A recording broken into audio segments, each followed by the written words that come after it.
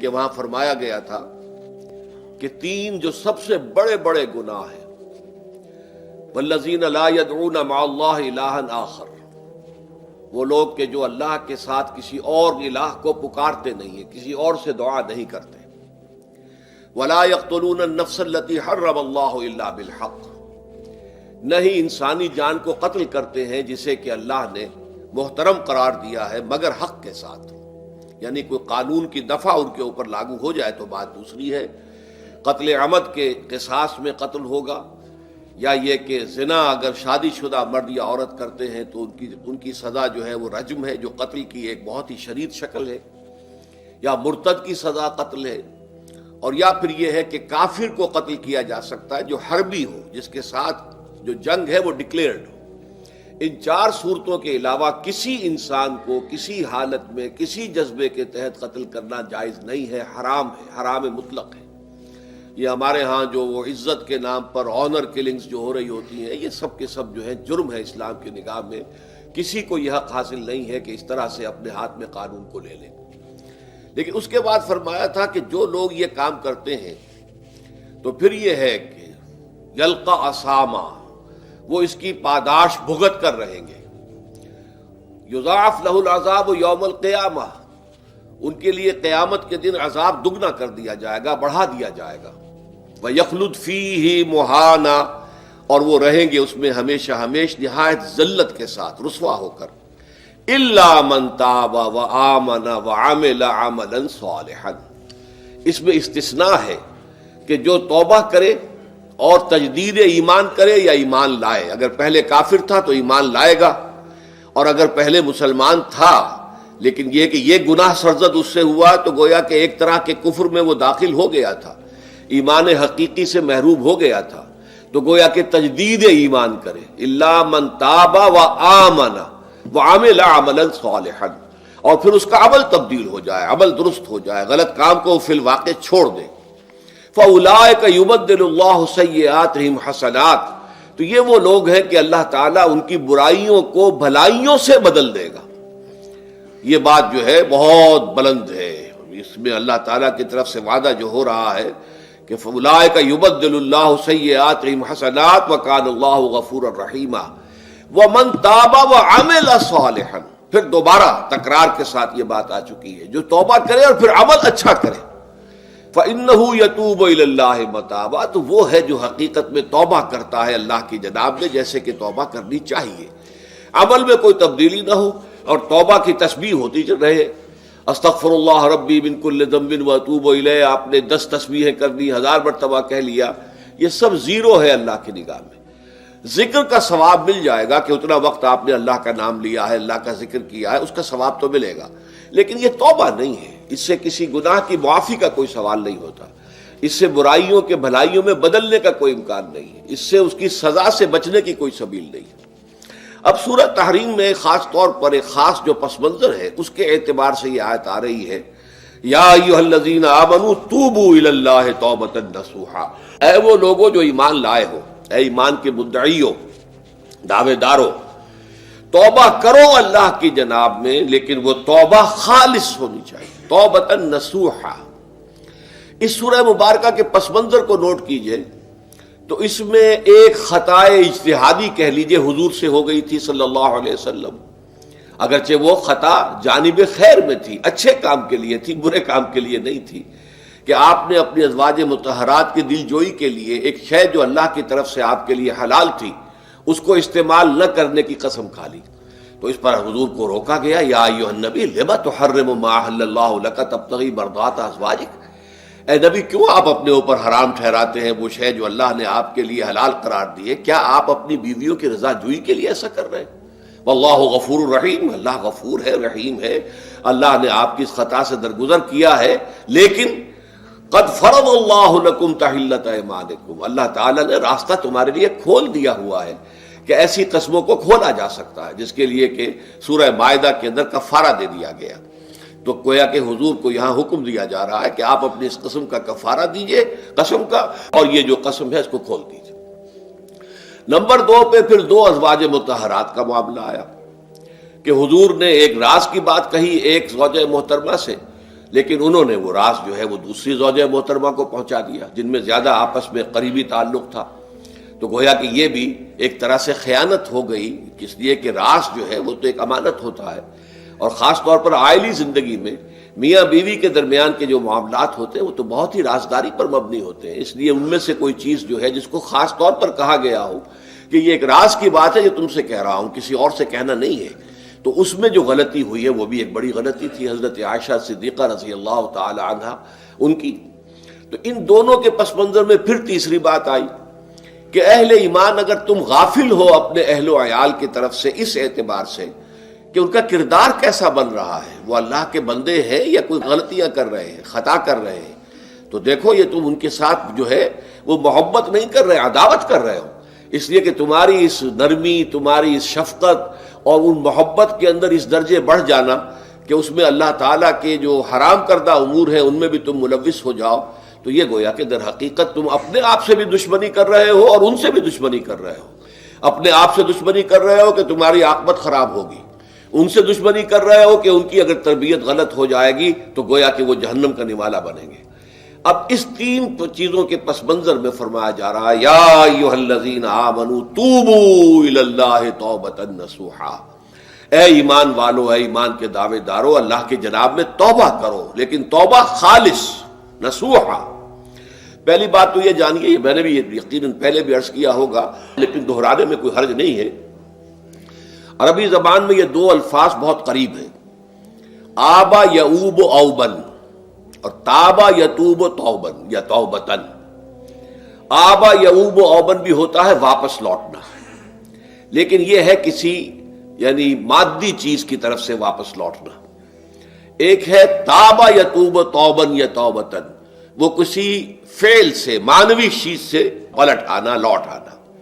چنانچہ ایک بڑی پیاری جو دعا حضور صلی اللہ علیہ وسلم مانگا کرتے تھے، آپ کی مسنون دعاؤں میں سے ہے، جب آپ سفر پر گئے واپس گھر آئے تو گھر میں داخل ہوتے ہوئے آئبونا تائبونا لربنا حامدون،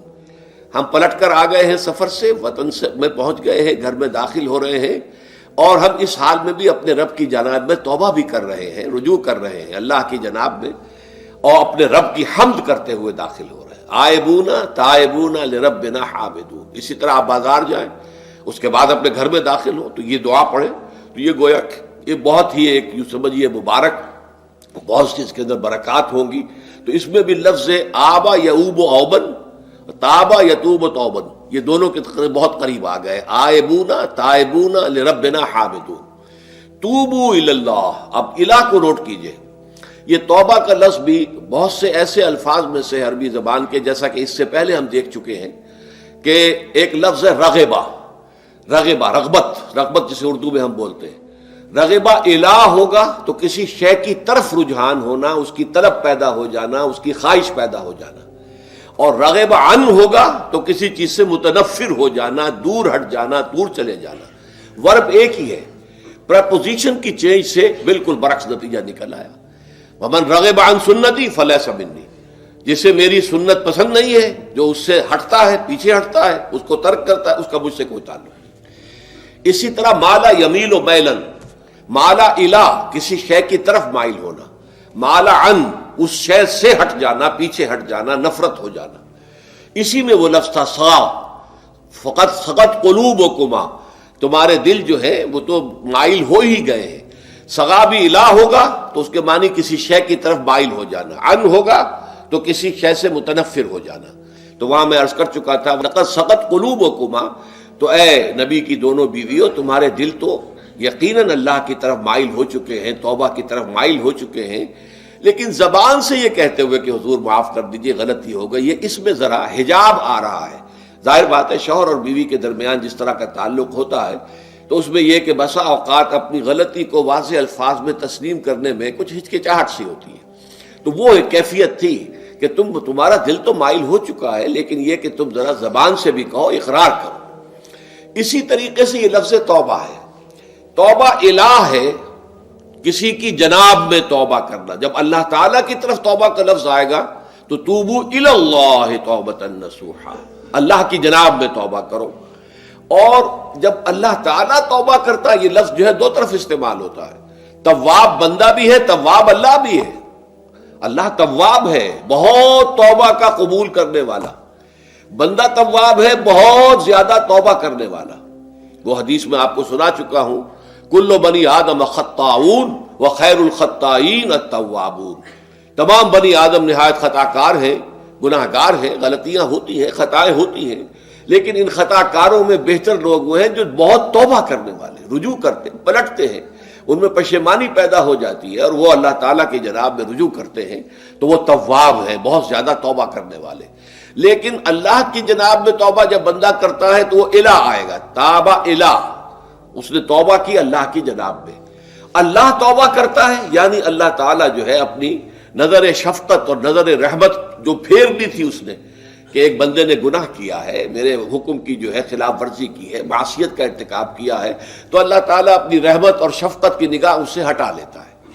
لیکن جب بندہ توبہ کرتا ہے تو پھر اللہ تعالیٰ بھی رجوع فرماتا ہے اور اپنی شفقت اور رحمت اور مغفرت کے ساتھ بندے کی جانب متوجہ ہو جاتا ہے۔ لیکن وہاں تابہ اعلیٰ آئے گا، تم علینا، اے پروردگار ہماری توبہ کو قبول فرما، وہ اللہ کے ساتھ آئے گا۔ ہم جب توبہ کریں گے تو وہ الہ کے ساتھ آئے گا۔ تو یہاں فرمایا توبو الی اللہ، اللہ کی جناب میں توبہ کرو، پلٹو، رجوع کرو،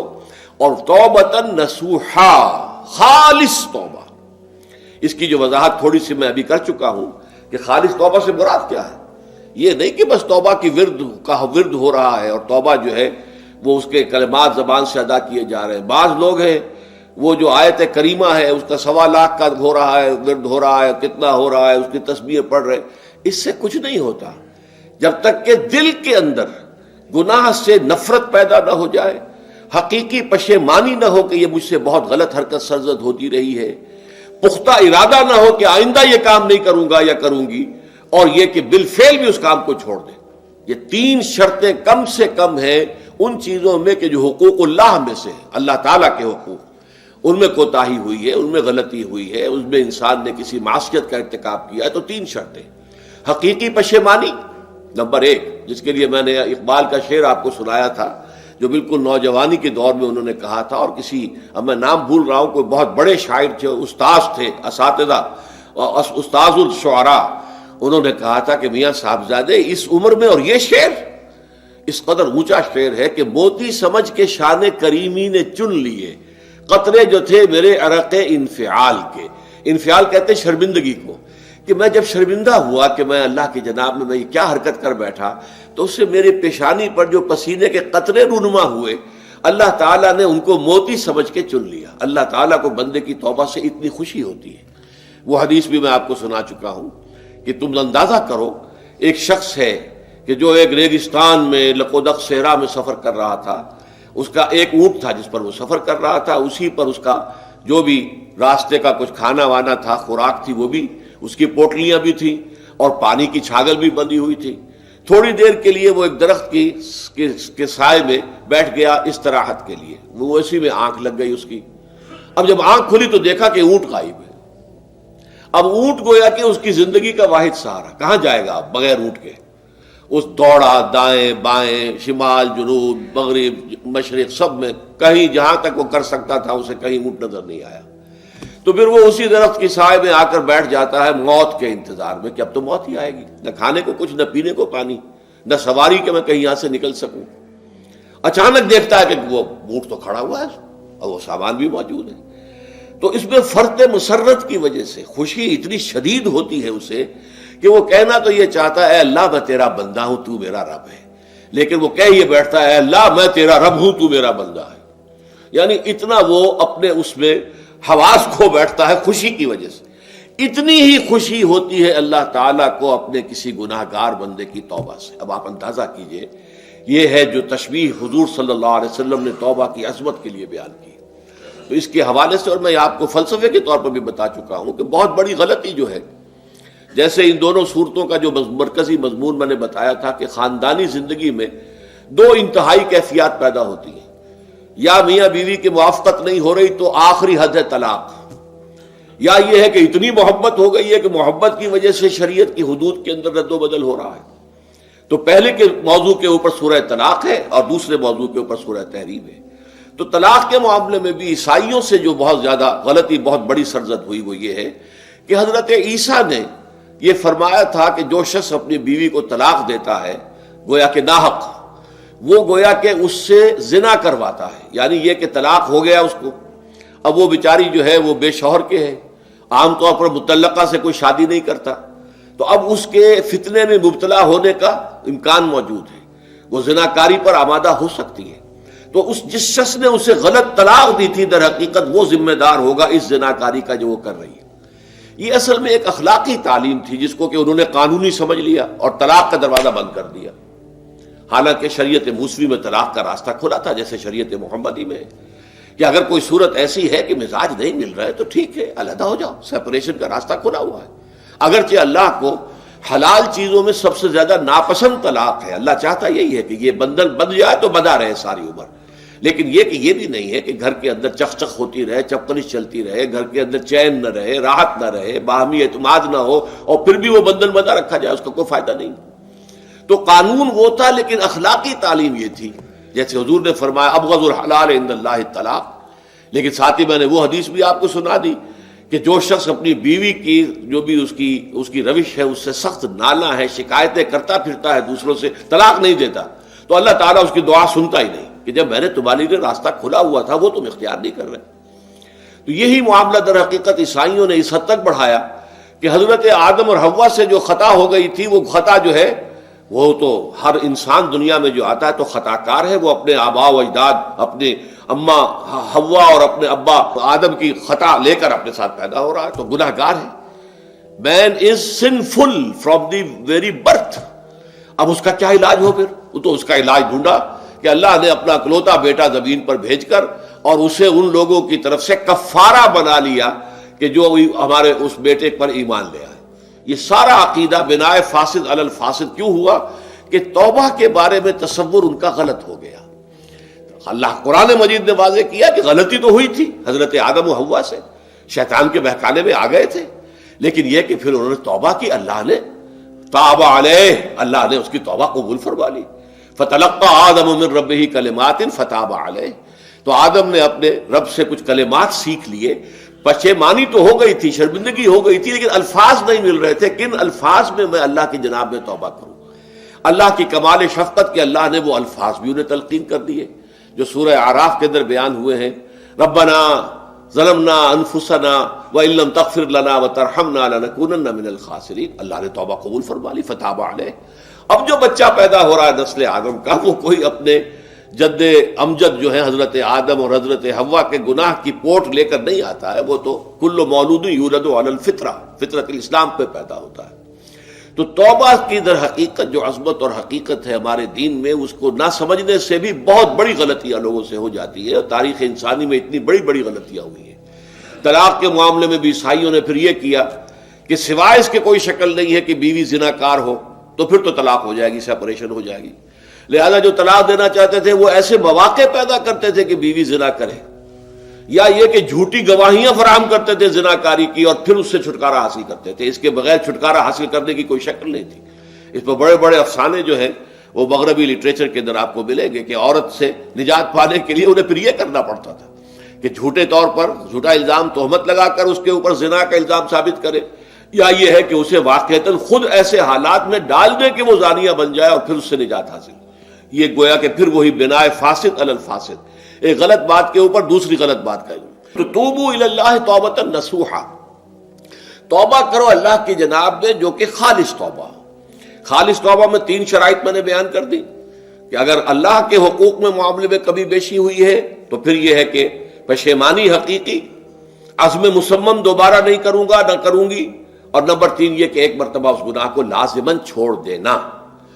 اس کے بعد جو ہے اگر یہ حقوق العباد میں سے ہے تو ایک چوتھی اضافی شرط ہے، یا تو اس کی تلافی کرو، اس کا پیسہ مارا تھا تو پیسہ دو، بہن کا حق جو ہے وراثت میں کھایا تھا تو اس کو ادا کرو، یا اس سے معافی حاصل کرو، یا پھر ایک شکل ہو سکتی ہے کہ اگر وہ فوت بھی ہو گیا ہے، اب کوئی شکل نہیں ہے، اس کی طرف سے صدقہ و خیرات کرتے رہو، اللہ یہ میں کر رہا ہوں اس کے حساب میں اس کو جمع کر دے،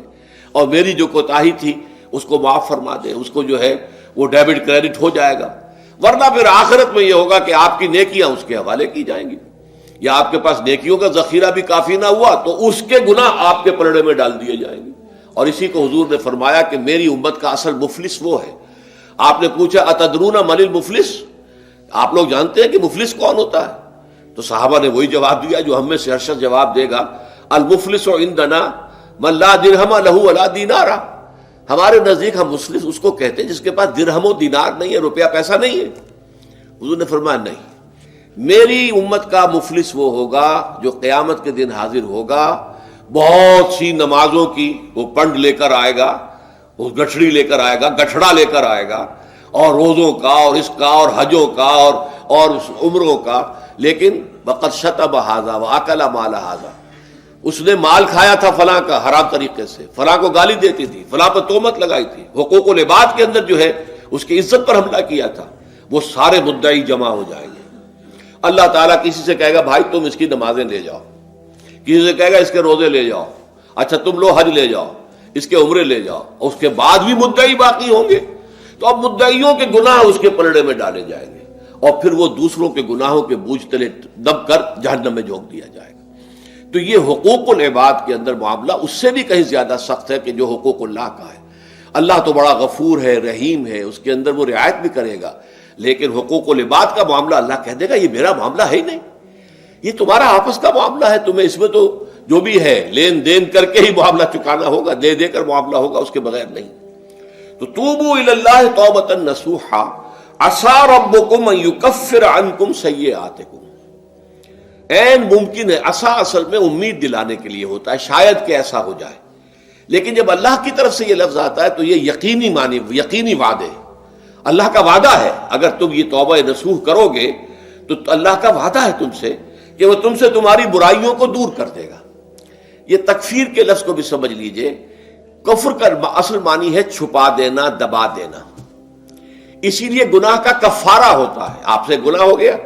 آپ نے کفارہ دے دیا تو گناہ چھپ گیا، دب گیا، اس کے اثرات زائل ہو گئے، وہ آپ کے نامہ اعمال سے اس کو ختم کر دیا جائے گا۔ یہ ہے کفارہ، کفارہ۔ کفار جمع ہے کافر کی، کافر جو ہے وہ حق کو چھپاتا ہے، اللہ کی دعوت جو دی جا رہی ہے اس کو دباتا ہے، تو اس معنی میں وہ کافر ہے، انکار کرتا ہے۔ لیکن یہ کہ ایک کفران نعمت ہے، کسی نے آپ پر احسان کیا ہے اور آپ اس کا احسان نہیں مان رہے، آپ کے لیے دل میں اس کے لیے کوئی احسان بندی کے جذبات پیدا نہیں ہوئے، تشکر کا جذبہ پیدا نہیں، یہ کفران نعمت ہے۔ تو تکفیر کس کو بھی کہتے ہیں؟ تکفیر اسے بھی کہتے ہیں مسلمان امت میں سے کسی کو نکال دینا، اس لیے کہ وہ بنیادی عقائد میں علیحدہ ہو گیا ہے، تو یہ پرجنگ ہے، یہ بھی تکفیر ہے۔ تو تکفیر اعمال کیا ہے؟ کہ برے اعمال کو دھو دے گا تمہارے نامہ اعمال سے، بل اور نمبر دو تمہارے دامن کردار سے بھی دھو دے گا، جو غلطیاں تمہارے اوپر چلی آ رہی تھی، اتنے عرصے تک تم کرتے رہے ہو، تمہارا کردار جو ہے اس سے مقدر ہو گیا ہے، اس کے اندر جو ہے خرابی پیدا ہو گئی ہے، تو اللہ اس کو بھی دھو دے گا۔ تو دنیا میں بھی تکفیر کا اثر ہوگا کہ انسان کی اصلاح ہو جائے گی، اس کی سیرت و کردار جو ہے صحیح رخ پر آ جائیں گے، اور آخرت میں یہ ہے کہ اس کا جو اعمال نامے میں جو گناہ درج تھا وہ وہاں سے صاف کر دیا جائے گا، محو کر دیا جائے گا۔ یہ تکفیر دو گناہ ہے، اور اس میں جو ہم سورہ الفرقان میں پڑھ کر آئے ہیں وہ اس سے بھی اگلی بات ہے، اولئک یبدل اللہ سیئاتہم حسنات، جہاں گناہ کا اندراج تھا وہاں اب نیکی کا اندراج ہو جائے گا، تمہاری سیرت و کردار میں جو گناہ کا پہلو تھا وہ اب نیکی کے پہلو میں بدل جائے گا۔ یہ تکفیر گویا کہ دنیا میں بھی اور آخرت میں بھی۔ عسیٰ ربکم، امید ہے اور اللہ کا وعدہ ہے کہ وہ تم سے تمہاری برائیوں کو دور کر دے گا۔ مطلب یہ کون انسان ہے جو برائی سے بالکل پاک ہے؟ کل بنی آدم خطاؤن و خیر الخطائین التوابون۔ توبہ کرو، توبہ نصوح کرو، اللہ تعالیٰ دھو دے گا، تمہارے دامن کردار سے بھی داغ اور دھبے صاف کر دے گا، اور تمہارے اعمال نامے سے بھی۔ وَيُدْخِلَكُمْ جَنَّاتٍ تَجْرِي مِن تَحْتِهَا الْأَنْهَارُ، اور تمہیں داخل کرے گا ان باغات میں جن کے نیچے یا جن کے دامن میں ندیاں بہتی ہوں گی۔ یوم لا یخزی اللہ النبی والذین آمنوا معہ، وہ دن کہ جس دن اللہ رسوا نہیں کرے گا نہ نبی کو اور نہ ان کو جو ان کے ساتھ ایمان لائے۔ ان کے ساتھ ایمان لانے، ظاہر بات ہے انبیاء کے رسوا ہونے کا تو کوئی سوال ہی نہیں، یہاں اس کا ذکر جو ہے وہ تو صرف بطور تذکرہ کر دیا گیا، ورنہ اصل کیا ہے؟ جو نبی کے ساتھ ایمان لائے، اور نبی کے ساتھ ایمان لانے والوں میں درجہ اول کے لوگ وہ ہیں جو صحابہ کرام ہیں، جو حضور کے زمانے میں تھے، حضور کے ساتھ دیا انہوں نے اپنے جان و مال سے حضور کے مشن کو تقویت پہنچائی، جہاں حضور کا پسینہ گرا وہاں اپنی خون کی ندیاں بہا دی، اپنی جانیں دے دی، تو وہ ہے اولین۔ لیکن اللہ تعالی ہمیں بھی ان میں شامل کرے، اس لیے کہ جیسے کہ سورہ بقرہ کی جو آخری سے پہلی آیت ہے اس کے اندر بیان فرمایا گیا کہ آمن الرسول بما انزل الیہ من ربہ والمؤمنون، ایمان لائے رسول محمد صلی اللہ علیہ وسلم اس چیز پر کہ جو ان کے اوپر ان کے رب کی طرف سے نازل کی گئی، اور ایمان لائے صاحب ایمان، وہ صاحب ایمان سب کے سب شامل ہو جائیں گے۔ تو قیامت کے دن اللہ تعالیٰ رسوا نہیں کرے گا، یوم لا یخزی اللہ النبی والذین آمنوا معہ، جس دن کہ اللہ تعالیٰ رسوا نہیں کرے گا نہ اپنے نبی کو صلی اللہ علیہ وسلم اور نہ ہی ان کو کہ جو ان کے ساتھ ایمان لائے۔ اور یہ آخرت کی رسوائی جو ہے بہت بڑی رسوائی ہے۔ دنیا کی رسوائی انسان جو ہے اس کو بہت ہلکا سمجھے، آخرت کی رسوائی بہت بڑی ہے۔ پوری خلق خدا جہاں جمع ہوگی، پوری انسانیت جمع ہوگی، تمام آدم سے لے کر آخری انسان تک جمع ہوں گے، اور وہاں اگر رؤوس الاشہاد ہمارا پردہ چاک کیا جائے، ہمارے گناہوں کو جو ہے اعلان کیا جائے، تو وہ کتنی بڑی رسوائی ہوگی۔ اسی لیے یہ دعا مانگتے رہنا چاہیے، اللہم ربنا اجرنا من خزی الدنیا والآخرہ، اے اللہ ہمیں بچا لے، دنیا اور آخرت دونوں کی رسوائی سے بچا لے۔ دنیا کی رسوائی یہ ہے کہ آپ کی کسی غلط کام کا چرچا ہو جائے، دنیا کے اندر پھیل جائے، آپ کی جو ہے عزت جو ہے وہ داغدار ہو جائے، اس سے بھی اے اللہ بچا لے، پردہ ڈال دے۔ جیسے کہ حضور نے لفظ استعمال کیا الا یتغمدنی ربی برحمتہ، الا یہ کہ میرا پروردگار مجھے اپنی رحمت کی چادر تلے ڈھانپ لے۔ اللہ تعالیٰ دنیا میں بھی ہمیں ڈھانپے رکھے اور آخرت میں بھی ڈھانپ لے۔ تو یہ خزی دنیا والآخرہ، اے اللہ ہمیں دنیا کی بھی رسوائی سے بچائے رکھ اور آخرت کی رسوائی سے بھی بچا لیجو۔ بارک اللہ لی ولکم فی القرآن العظیم ونفعنی